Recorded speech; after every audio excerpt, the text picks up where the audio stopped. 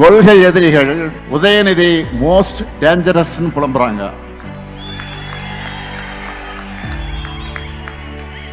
அந்த அளவுக்கு கொள்கையில ஸ்ட்ராங்கா இருக்காரு. அவரும் தன்னுடைய பொறுப்பை உணர்ந்து இன்னும் பவர்ஃபுல்லா செயல்படுறாரு. இன்னும் சொல்லணும்னா இறங்கி அடிக்கிறாரு.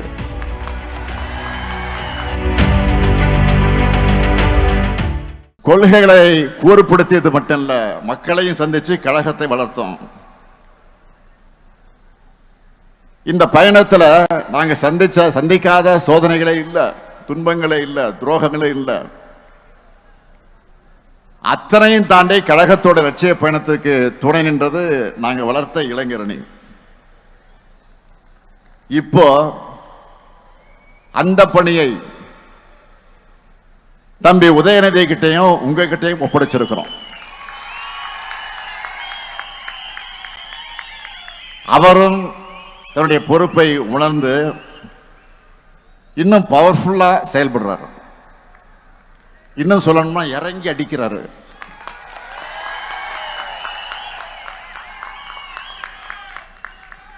கொள்கை எதிரிகள் உதயநிதி மோஸ்ட் டேஞ்சரஸ் புலம்புறாங்க.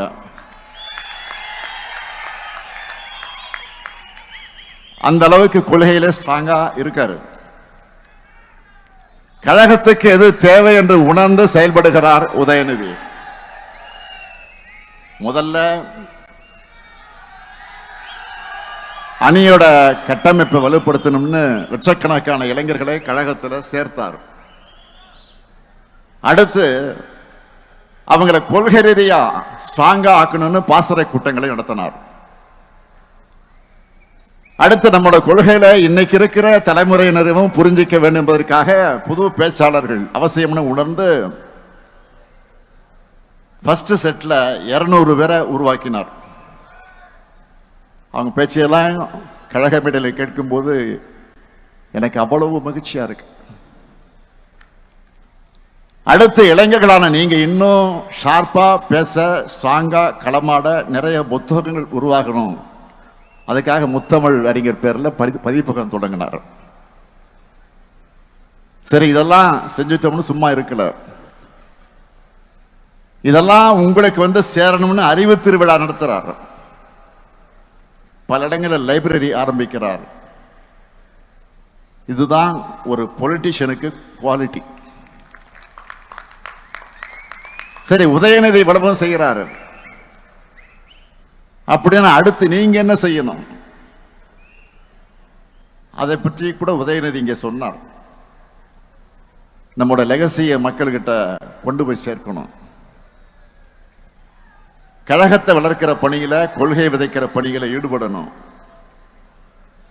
காலையில முரசொலி படித்த பிறகு அதுல வெளியாகி இருக்கக்கூடிய கட்டுரைகள், கருத்துக்கள், தலையங்கங்கள், திராவிட இயக்க பார்வைகள்னு எல்லாவற்றையும் உங்களால முடிஞ்ச அளவுக்கு எல்லார்கிட்டையும் கொண்டு போய் சேருங்க. அது எல்லாத்தையும் சுருக்கமா இன்றைய இளைஞர்களுக்கு புரிகிற வரையில கிரியேட்டிவா மாத்தி உங்களுக்குன்னு ஒரு ஸ்டைல பேசி எழுதி கொடுப்போங்க. அவங்களுக்கு விழிப்புணர்வையும் தெளிவையும் ஏற்படுத்தி தமிழ்நாட்டை உயர்த்தக்கூடிய கழகத்தின் பாதையில அவங்களை கொண்டு வரணும். இன்னைக்கு தொழில்நுட்பம் எவ்வளவோ பெருகிடுச்சு. அந்த அளவுக்கு உங்களுடைய கடமையும் பெருகிடுச்சு. ஏன்னா ஒன்றியத்தில் பாஜக அரசு 3வது முறையா ஆட்சி அமைச்சிருக்கக்கூடிய இந்த ஆணவத்தில் வலதுசாரி அமைப்புகளும் பிற்போக்கு சக்திகளும் ரொம்ப வேகமா முன்னைய போதும் இல்லாத ஆக்ரோஷத்தோட செயல்பட தொடங்கியிருக்காங்க. வெளுத்ததெல்லாம் பால் நம்பக்கூடிய மக்கள் கிட்ட பொய்களை, அவதூறுகளை, பிற்போக்கு எண்ணங்களை தேன் தடவி வார்த்தைகளால் கொண்டு போய் சேர்க்க ட்ரை பண்றாங்க. எடுத்துக்காட்டுக்கு சொல்றேன், எல்லோரும் ஃபேமிலி ஃப்ரெண்ட்ஸ் வாட்ஸ் குரூப்ல இருப்பீங்க. அதுல சொந்தங்கள் தங்களோட அன்பை, உணர்வை பரிமாறிப்பீங்க. ஆனா அதுல ஒருத்தர் மட்டும் எதை பத்தியும் கவலைப்படாம விஷம் தேய்ந்த கருத்துக்களை ஃபார்வர்ட் பண்ணுவாங்க. பலரும் ஏதோ படிக்காம அனுப்பியிருக்காருன்னு கடந்து போயிடுவோம். அதை அட்வான்டேஜா எடுத்துக்கிட்டு அவரும் தொடர்ந்து மெசேஜ் அனுப்புவார். அப்படிப்பட்டவங்களுடைய பிற்போக்கு கருத்துக்கள் தொற்று நோய் மாதிரி வேகமா பரவும்.